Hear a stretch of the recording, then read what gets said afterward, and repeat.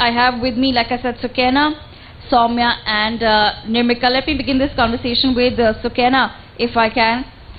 Sukena, how really has the social media game changed over the years? I remember when we started, it was mostly about posting photographs and building a following, but today we see that social media has also diversified so much. You get the opportunity to put out your craft. There are people, who've just managed to make themselves into brands, or they've also partnered up with other brands. So how do you feel that the social media game has changed? The social media game has changed So I would say that earlier, there are so many people who used to post photos and stuff, but now I think short video platforms are emerging, like Josh, and I would say that over the years, people tend to make a full-time job out of it. So yeah, I can say that people start earning about it.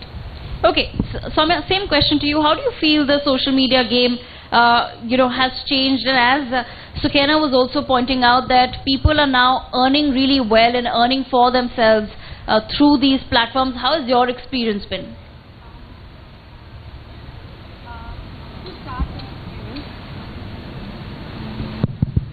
Yeah. So to start with, whether you post photos, you post videos, it's a platform for self-expression. You're more yourself on these apps because there is no job structure to it. You don't have a 9-to-5 job. Even if it is a creative job, you sit in the comfort of your house, come up with the best of your ideas and just put it out there. The best you can try to do in this entire situation is not run behind how this could be an income or revenue source to start with. The best you can do is express yourself freely, whether it's in the form of comedy, whether you make TikTok dance videos, whether you sing on this app. I think what this introduction of this short video platforms has done, especially for women, is that women are conditioned to not step out of their houses. We as a society have conditioned our women and promote our women to work from inside their homes. And the best revolution that has happened in this entire situation is that women who are sitting at home in any part of the country have no access to education sometimes, have no access to the privilege that you and I have belonging to tier 1, tier 2 cities. They are able to come front with it. I follow a Mehendi artist. She is from some village in Gujarat, and I follow her, and I see so many amazing women following her only and only because she decided to put up a TikTok someday of how she enjoys learning Mehendi, in the process also doing makeup. And this is a woman who probably hasn't even gone to school. Right. So the freedom that these platforms award to women around us, I think that's really commendable, and you earn out of it nothing like it. Absolutely. That's a really good take. Sukena, Soumya, before I bring in Nirmika into the conversation as well, I just want to understand from you, the fact that most of these social media platforms are now moving towards shorter and shorter videos. Long format is not really encouraged so much. Our attention spans are going down. We don't want to watch something for more than over a few seconds. Does that somewhere bother you? Do you somewhere feel the pressure that, okay, how am I supposed to convey something fresh, something new in just say about 10 seconds? Sukena. No, I don't agree with you because the thing is, short video is something where you can sit somewhere in the traffic and you want to just entertain yourself, and I think that is where short video come. But when you talk about long format is very much addictive, I would say. When you start watching vlogs or something like that, people wants to know about their life. People get connected to you. Right. So that is long and short videos platforms. Okay. Soumya, same question to you. There is nothing. See, the attention span has gotten shorter. You can't do anything about it. It's a scientific process of over the years we transformed from 3.5 hour long movies to 2 to 2.5. We're moving to 30 minutes episodes in a mini series now.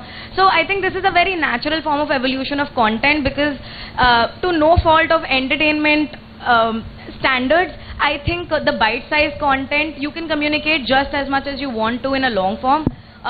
I think the storytelling is different. It's an entire different art form, doing long form and short form. So I agree with her that it's a bite-sized entertainment, and if you can communicate the best you can within 15 seconds to 1 minute, I think as long as you're doing justice to your audience, it's all cool. When you're asking somebody a minute of their life, you just justify it by giving them pure entertainment. So, yeah. Okay, that's a great perspective. At the same time, I want to touch upon trolling as well. Unfortunately, we've been having these conversations for many years now, but social media boom happened about 6 to 7 years ago, I would say. And we've actually been talking about trolling every single year, and it seems that there's not been much of a solution to it. But more and more people have now started coming out, and they started sharing their stories, how they are being trolled, and how is it that they deal with it. So I want to begin with Nirmika, if I can. Nirmika, when you put yourself out there now through social media, everybody has the platform to become a star. So when you put yourself out there and you don't necessarily have the tools or the right support system to deal with the trolling that comes with it, how does one go about it? Thank you so much for having me on this panel. It's a great honor to be here amongst some very incredibly talented women. मेरे साथ कुछ अलग हुआ actually, and I know that trolling is a rampant problem. Most women creators face it, and they face it because the people who are trolling us are mostly anonymous. मेरे साथ कुछ उल्टा हुआ. I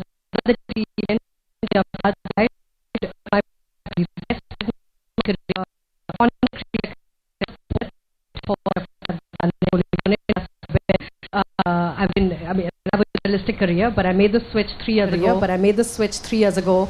Where I turned poet, and I moved from... I'm sorry to interrupt you. I would also like to tell our viewers, Nirmika is the youngest editor of Rolling Stones. Am I correct?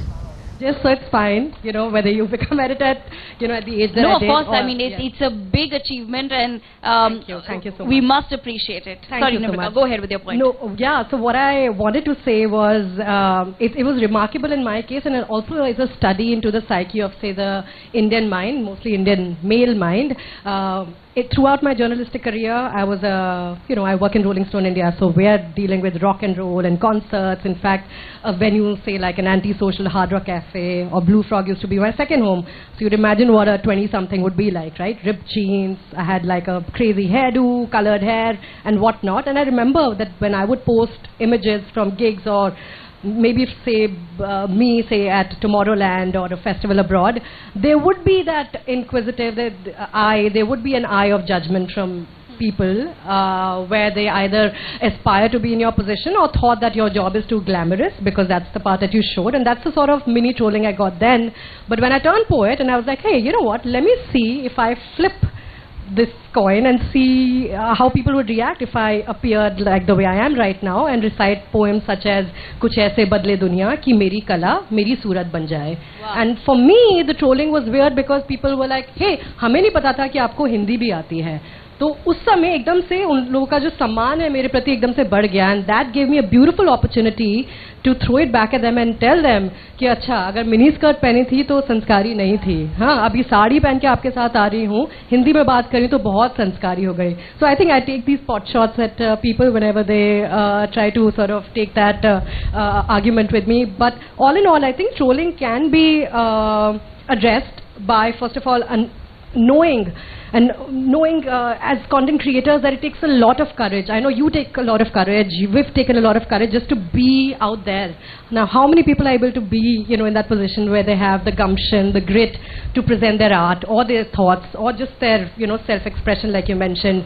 It takes a lot of courage, and when you have courage, I think you just have to own it and know that there will be people who will be envious of it. So I think I take it in my stride also because of just the identity that I've portrayed, and it's very sad when I say it, I haven't been subject to a lot of trolling, but then again, it really is reflective of the Indian male mind. Yes, and very interesting perspective there. So Nirmika has had one sort of an experience. Sukaina, what about you? I would say trolling is something online and offline, wherein online is something anonymous trolling, but offline trolling is your relatives, your people who knows you, and they start to criticize you. What are you doing? Why are you doing? What are you making? Such a cringe video, like that way. So I would say that the best way to ignore, the best way to, the best way to ignore trolling is to ignore it. That is what I can say. All right. Soumya, same question to you. How do you deal with trolling? What is it that you do to maintain your motivation, your mental health? How do you go about it? When I was really young, my father always told me that there are only certain percentage of men. एक अमृता प्रीतम की एक बात है कि आप एक सशक्त औरत को सिर्फ एक अपनी कलीग की तरह बर्दाश्त कर सकते हैं, या वो अगर आपके सामने है, आप कभी भी उसे जीवन साथी के रूप में नहीं देखेंगे, आप कभी भी उन्हें अपने बराबर खड़ा हुआ नहीं देख सकते. प्रॉब्लम ये है कि जो ट्रोल कर रहे हैं, these are 15-16 year old boys जिनकी कंडीशनिंग वही है. They have grown up with the idea that boys somehow are superior. उनका ओपिनियन हमसे ज्यादा मैटर करता है. और जब आप इंटरनेट पे वीडियोस बनाते हैं, the kind of videos that I make sure that my target audience is women. I make it for women. They are women's stories that are told by a woman.